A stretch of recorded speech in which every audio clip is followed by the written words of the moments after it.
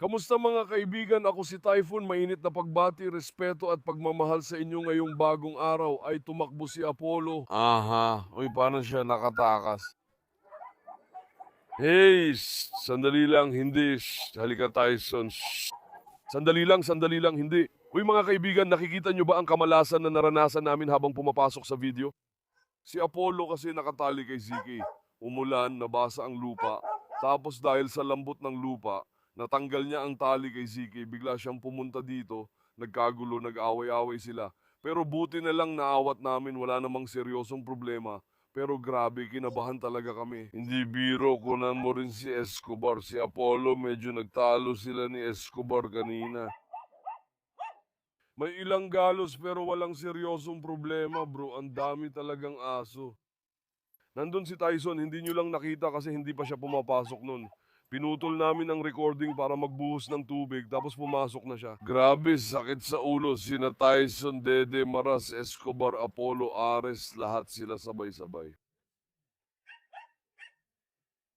Hindi ko na alam kung sino ang uunahin. Wala namang ginawa si Escobar. Siya pa nga ang unang inatake kung tama ang alaala ko. O ayan, nagsimula na naman. Sige Escobar, magpakatalino ka, kalma lang. Buti na lang ngayon siya tumakas. Isipin mo na lang kung nung lumabas ako ng bukid saka siya tumakas. Buti na lang nangyari ito sa harap natin kaya nakita natin. Pre, lumambot ang lupa sa ulan kaya lumitaw ang bakal. Apollo anak, wag sumingit. Kailangan talagang isemento ang mga bakal na ito. Pinuno niyo ako ng putik. Grabe talaga. Sandali, kailangan muna nating ayusin to. Ngayon, subukan nating ipukpok ulit tong bakal, pre. Buti na lang nandito tayo, kita mo yan. Kung wala tayo dito, yari na. Siguraduhin nating maayos na nakabaon tong bakal sa lupa. Para mas mailubog, lalagyan ko ng bato. Kasi tumatagal, gumagalaw at lumalambot to. Solusyon talaga ay semento, pero ngayon pukpukin na lang natin gamit ang bato, pre.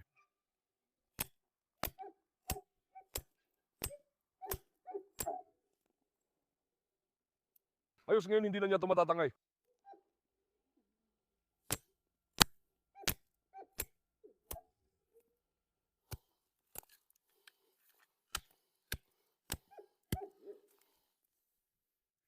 Grabe, umuulan pa tapos tingnan mo nangyayari sa atin. Hindi ko na alam kung paano ako makikialam, pre. Hindi ko na talaga alam kung paano ako makikialam. Hindi naapektuhan si Apollo dahil makapal ang balahibo niya. Sa simula nga si Maras pa ang unang umatake dito tapos lumipat si Maras kay Escobar. Umungal din si Faisal, nagalit din si Faisal. Faisal, halika gwapo kong anak, halika. Sandali lang kuya ngayon. Gawa tayo ng isang bagay, halika Esko, halika. Isara din natin si Esko sa kulungan. Uy Faisal, nagugutom ka na ba Faisal ha? Gwapo kong anak. Alam mo, lahat ng aso namin ay dominante. German Shepherd, Rottweiler, Cane Corso, Doberman, Boxer, nakita nyo. Tapos yung Apollo, tawagin na rin nating asong pastol. Ibig sabihin lahat sila ay may autoridad, dominante, at napakataas ng instinct sa pamumuno. Mahirap talagang sanayin at pagsamahin ang mga ganitong lahi ng aso. Minsan may nangyayari talaga, normal lang dahil hindi lang sila pampaganda. Teka lang, Esko, kunin muna kita anak, dito ka muna. Esko, pumasok ka muna. Sige anak, pumasok ka. Esko, pumasok ka muna sa kulungang yan. Ayos ba Esko pa siya? Magpahinga ka muna dyan. Totoo yan, promise. Buti na lang hindi ito nangyari habang nasa labas si Maslum. Ilalabas ko pa naman sana siya mamaya. Ngayon mga kaibigan, ano ang topic natin ngayon? Ilalabas ko si Maslum tatay, matagal na siyang hindi nakikita. Gumawa ako ng video kasama siya dahil na-miss niyo si Maslum. Mag-ingat tayo kuya, may aso ba sa labas na pwedeng magkaabala ngayon?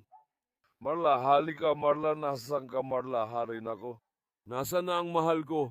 Tinanggal ko na ang kwintas ni Marla kasi napansin kong tumaba siya at masikip na.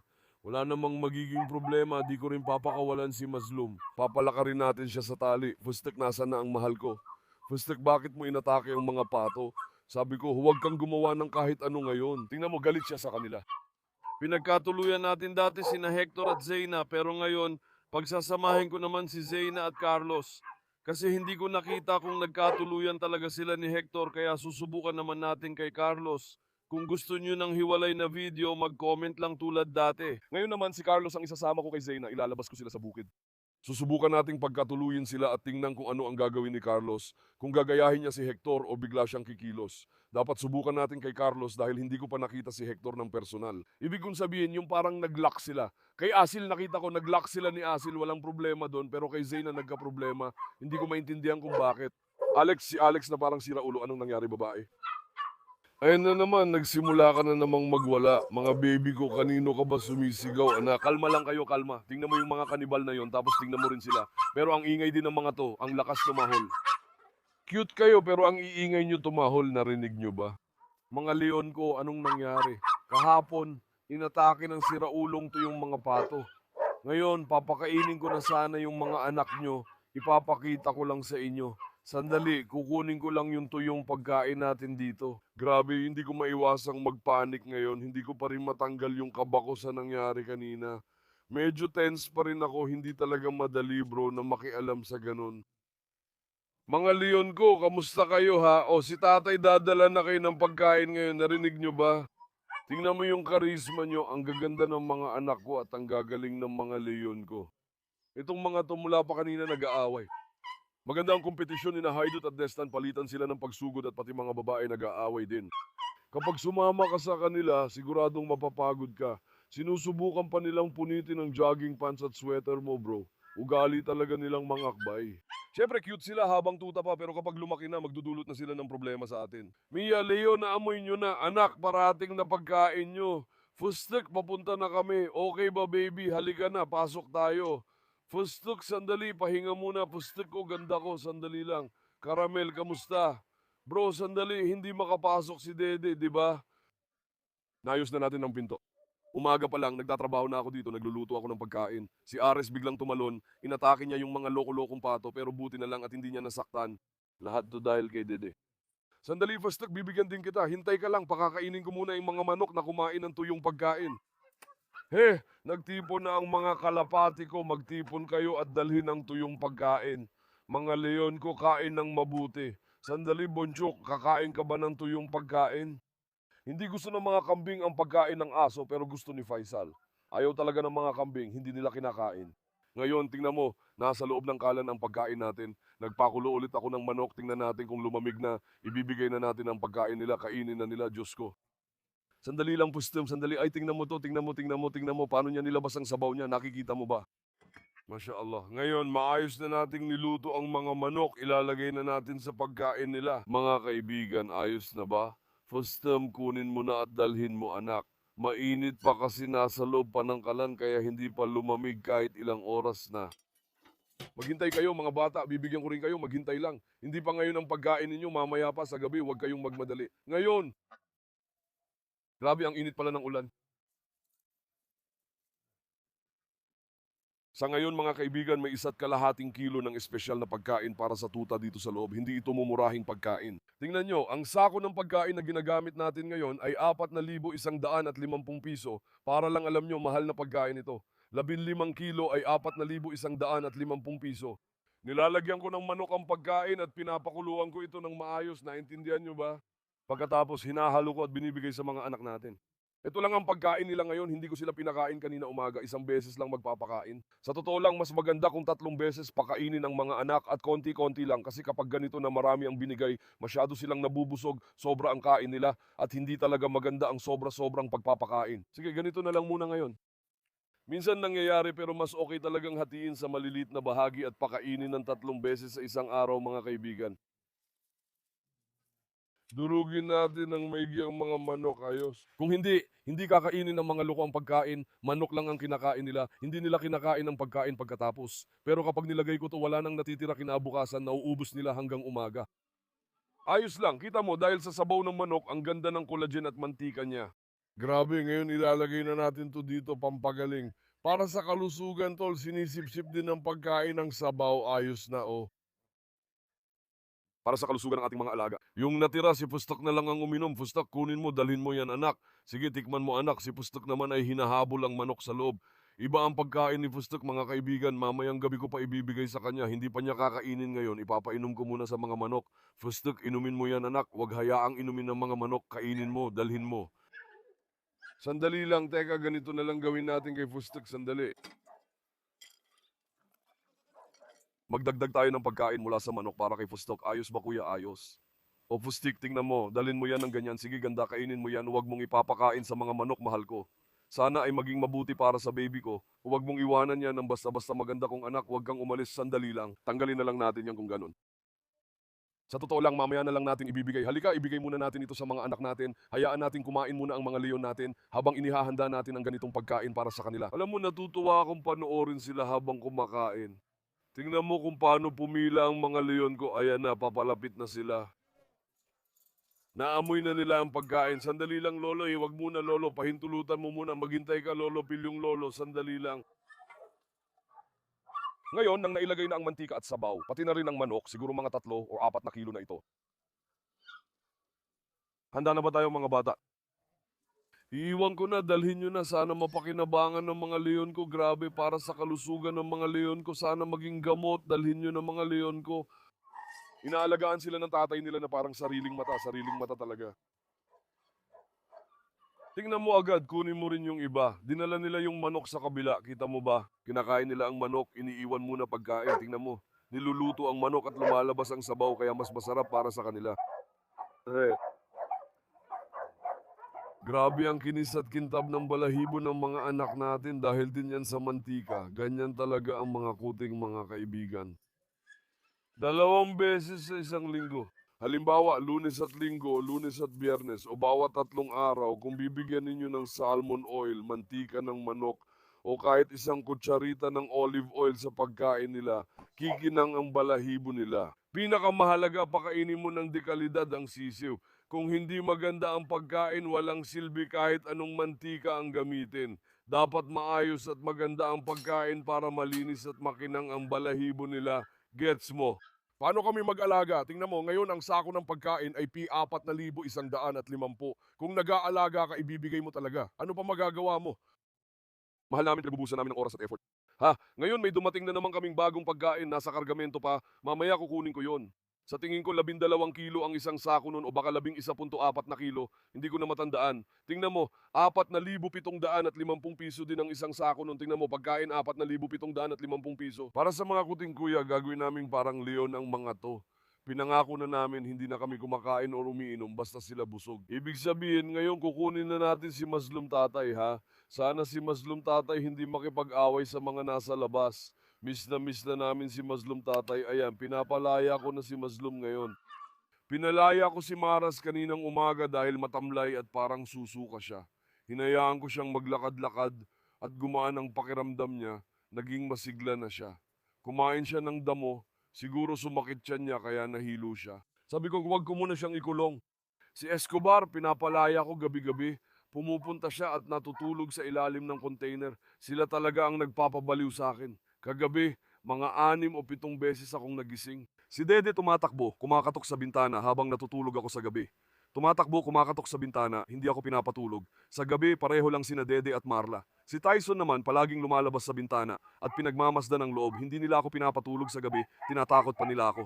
Maslum Baba, handa ka na ba Maslum? Gwapo kong anak, sandali lang, ihahanda ko muna si Maslum. Mga kaibigan, maghintay muna kayo. Nakalimutan kong sabihin na tumingin din kayo. Huwag nyo naman akong biguin, pakiusap. Pakiusap ko lang para masuportahan ako. Paki-like ng video na ito, mag-subscribe at mag-iwan ng komento. Sobrang matutuwa ako. Napakahalaga ng mga like at komento nyo para sa akin. Huwag nyo akong biguin, huwag nyong ipagkait ang suporta nyo, pakiusap. Mag-like kayo, mag-iwan ng komento, kahit emoji, letra, kahit ano, maglagay lang kayo ng puso o kahit anong komento. Ang layunin ay para masuportahan lang. Ngayon, maghintay muna kayo. Dumating na si Maslum Baba at naghihintay kay Ares sa pintuan. Pagkakita niya, agad siyang tumayo. Si Maslum ko talaga. Sobrang kamangha-manghang anak, tingnan mo. Ang kumpiyansa at kilos niya, perpektong anak. Sobrang mahal ko si Maslum. Matapang siya dahil lumaki at nagkaisip sa kalsada, kaya may kakaibang kumpiyansa. Napakahalaga ng Maslum ko. Ngayon, bira ko na siyang makita. Medyo pala away siya, alam mo na, kapag nainis siya, nakikipag-away siya. Gets mo? Kaya kapag pinapasok ko yung ibang lalaking aso, saka ko lang siya pinapalaya. Kung hindi, nilalakad ko siya gamit ang kamay ko ng ganito. Kita mo ba, tingnan mo kung paano natakot si Ares kay Mazlum.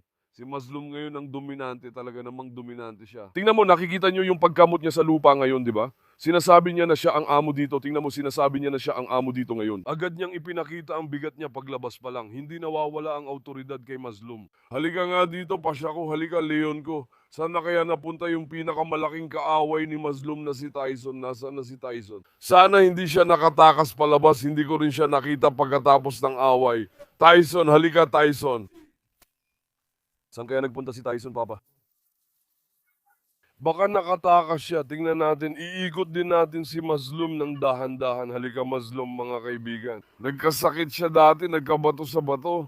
Ginamit namin gamot niya. Ngayon ayos na siya. Muntik pa siyang mamatay nun. Pinrotektahan siya ng Diyos at ibinalik sa atin ang anak natin. Naoperahan siya at ngayon salamat sa Diyos. Maayos na siya. Siguro wala na yung bato kasi hindi na siya nababara. Nakatulong sa kanya ang mga gamot. Bumalik na ang balahibo niya. Dati sobrang payat siya dahil sa sakit pero ngayon maganda na ulit ang itsura niya. Mazlum, halika anak ko. Maganda ang tali niya. Tingnan mo, nakakalakad siya ng maayos. Kung wala ito, napapagod ako. Halika, halika anak ko, halika anak ko, halika anak ko. Hindi, Ares, tingnan mo, magpakabait ka. O, nakikita mo ba si Ares? Ares, si Mazlum, tingnan mo, hindi niya pinapansin, boss. Sabi ng tao, ako ang hari dito, tingnan mo. Ginawang damuhan ni Ares, ibabaw niya, wala siyang pakialam. Astig talaga ang dating ni Mazlum. Oh, ibuhos mo dyan, anak. Sana kaya napunta si Tyson, tatay natin. Tyson! Tyson, halika. Tumakas pa palabas tong tao na to. Kung lumabas siya, kunin agad natin. Sanay si Tyson tumakas sa bakuran. Medyo pinapahirapan tayo niyan. Halika Mazlum, guwapo kong anak. Tingnan mo Ares. Mabubugbog ka kay Mazlum ngayon. Halika Mazlum. Sige, baka mag-away sila. Sandali lang, gawing maikli ito. Teka lang Mazlum, tingnan mo. Hindi mo dapat ginagawa yan, bumaba ka. Halimbawa, kapag ginagawa mo yan, parang cute ka lang tingnan, pero sinusubukan mo akong kontrolin. Gets mo, hindi natin dapat payagan yun. Shhh, magpakabait kayo. Si Lolo at itong dalawa, naging gang na sila. Si Lolo at siya, tingnan mo. Ares, ang ingay mo, tama na, tumahimik ka, huwag sumigaw, anak. Saan pumunta ang taong to? Wala si Tyson tatay dito, baka tumakas siya kasama mga kaibigan. Ipapakilala ko dapat si Mazlum kay Tyson. Halika Mazlum, gwapo kong anak, ikaw din ihi ka ng ihi bawat hakbang. Hindi tumitigil ang taong to. Sige Ares, magpakabait ka. Mazlum, tingnan natin ang tiwala mo kay tatay. Halika anak kong matapang. Tingnan mo. Sige Alex, akin na. Halika anak, halika Mazlum. Huwag na nating ipasok ang bola, tingnan natin. Halika anak kong matapang, sandali Ares, huwag masyadong sumiksik. Nagkagulo sa bakuran. Ilagay si Mazlum sa tabi ng mga manok. Halika mga bata, kalma lang, pinasakit niyo ulo ko. Talagang sumakit ang ulo ko, promise. Halika Mazlum, pumasok ka. Mazlum, halika, pumasok ka anak, pumasok ka anak, pumasok ka anak. Sige, isara natin ito. Ngayon papakawalan ko na si Mazlum dito para makalakad-lakad siya ng maayos. Ayan. Dati si Mazlum ang bantay ng mga manok, di ba? Kagabi narinig ng mga kaibigan si Fustok na sumisigaw ng malakas. Lumabas kami para tingnan kung anong nangyari. Alam mo yung ibabaw ng asul na kulungan ng kalapati? May nakita akong parang musang pero hindi ako sigurado kasi gabi na. May biglang lumitaw tapos biglang tumakbo, hindi namin nahuli pero grabe ang sigaw ni Fustok. Hindi siya makaabot kaya naiwan siya sa baba, sigaw siya ng sigaw. Pagdating ko dito, yung musang tumakbo agad sa kabila, hindi namin nahuli. Sa totoo lang, masama siyang tumambay dito, baka magdulot ng problema. Hindi pwede Mazlum, nandito rin ang mga kuting kaya dapat kunin si Fustok. Gusto ko sanang ipagsama si Mazlum at Fustok, pero baka mainis si Fustik kay Mazlum. Kahit di ko naman akalaing sasaktan niya ang mga kuting. Mazlum, halika. Ganyan talaga siya. Pag pinalabas mo, iihi ng matagal. Lalaki kasi gusto magpakita na lalaki siya kahit saan. Di ko alam paano mag-iingat dito pero unahin muna natin tapusin ang mga pintuan at iba pa. Kung hindi talaga pwede, lalagyan na lang natin ng isang patong ng semento sa ilalim tapos na yon, wala na tayong magagawa. Wala na talagang ibang solusyon, kailangan talaga nating lagyan ng isang patong ng semento sa ilalim. Dumarating ang mga musang ferret at weasel at di rin natatakot sa aso. Halika, tingnan natin ang mga anak natin. Tingnan natin kung anong ginagawa nila. Aba, lahat sila lumabas ng kulungan, oh. Tingnan mo tong mga to. O mga bata, anong ginagawa nyo sa labas? Bakit kayo tumakas sa kulungan? Hindi na talaga namin sila mapigilan. Lagi na silang tumatakas, binubuksan ang gilid ng kulungan at lumalabas para mamasyal. Fustok, anak, pagalitan mo nga yung mga anak mo. Bakit sila makulit? Anong ginagawa nyo sa labas? Hindi mo ibibigay kahit isa, aalagaan mo sila. Gusto ko rin pero saan natin sila ilalagay? Mga kaibigan, tingnan nyo ang inosente niyang itsura. Ang ganda niya, mapapaamo ka talaga. Grabe ang tapang at ganda ko. Sandali lang. Mahal natin lagi ang aso. Ngayon, subukan ko namang mahalin ang manok. Nasaan na ang manok ko? Gala ng gala, matakaw, hindi marunong mabusog. Alam nyo, nung huli, wag na nating sabihing huli, pero kahit yung mga nanonood ng mga lumang video, alam nilang may mga 50 siguro nito dito nun. Mga manok na pinalaki para sa karne. Siguro mga 2 taon na ang nakalipas. Yung iba tumagal lang ng 1 taon, namatay sila dahil sa sobrang katabaan, pero itong isa, mga 2 taon o 2 taon at kalahati na siguro siyang kasama namin. Manok na pinalaki para sa karne, pero grabe, buhay pa rin siya. Karaniwan, hindi sila tumatagal ng higit sa 1 taon, pero itong si ate, buhay pa rin mga kaibigan. Sana hindi siya mausog, pinuri pa naman natin si ate. Hindi talaga siya nauubusan ng gana, tingnan mo. Umaakyat pa siya sa kainan ng mga kambing, binubuhat pa niya sarili niya para lang makakain doon. Sandali, tutulungan ko siya, sandali lang. Oh, kita mo, matakaw talaga. Mga bata, naglalaro ba kayo? Nakilala niyo na si Kuya Mazlum?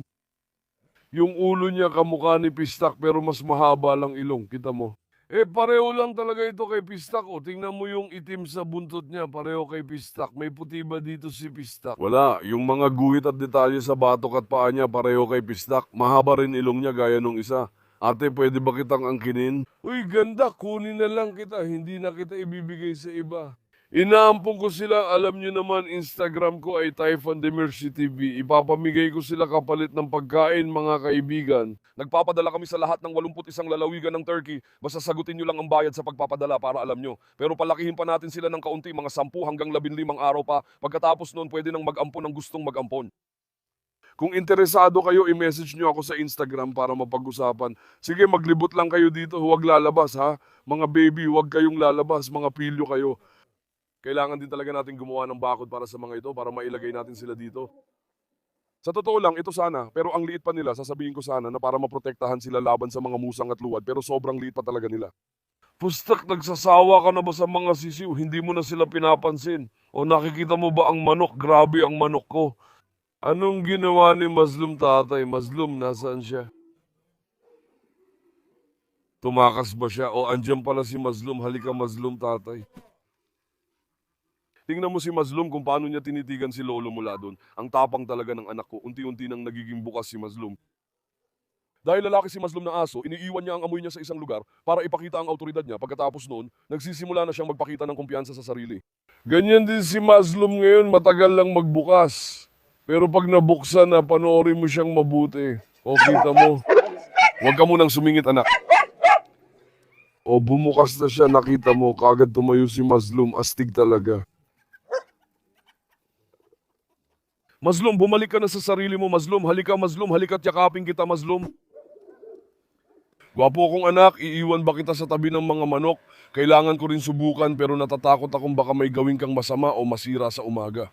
Tingnan mo yan dyan ni Mazlum, Fistik. Huwag kang sumingit, baka kagating ka ni Mazlum. Huwag kang sumingit sa kanila, pumunta ka na lang sa mga anak mo. Ayos ba, baby? Huwag kang makialam. Sandali, Mazlum, sandali, anak. Itong si Mazlum, tunay na lalaki. Tunay na lalaki talaga. Kita mo kung paano siya magalit. Tunay na lalaki ito. Oh, galing ng anak ko. Unti-unti na siyang nagiging palaban. Sandali, ilayo muna natin siya sa gulo ngayon. Hindi ko alam kung anong mangyayari kay Fistik, pero minsan si Mazlum parang nawawala sa sarili. Halika, Mazlum. Sa tingin niyo ba subukan kong iwanan siya dito ng isang gabi? Baka bigla siyang tumayo sa mga manok at masaktan sila. Noon nga, inisip pa namin na siya ang sumakal sa pato ni Asya nung iniwan ko si Asya. Simula noon, hindi na ako gaanong nagtitiwala. Mukhang hindi gagawa ng masama si Mazlum, mga kaibigan, kasi wala rin siyang ginawang masama sa mga kambing. Gusto ko lang ipakita sa inyo si Mazlum, Papa. Kanina, nagkagulo doon at sobrang kinabahan ako. Talagang kinabahan ako kaya ayokong maulit pa yon. Kaya dinala ko na agad dito si Mazlum. Baka kasi mag-away pa sila, wag na nating isugal. Si Mazlum kasi pag nakikipagtalo talaga mahirap siyang pigilan, gets nyo? Alam ng mga nakakakilala kay Mazlum kung gaano siya kabaliw. Mahal ko kayong lahat. Huwag niyong kalimutang i-like ang video at mag-subscribe. Ingatan niyo ang sarili niyo. Paalam, maging maayos kayo mga kaibigan ko.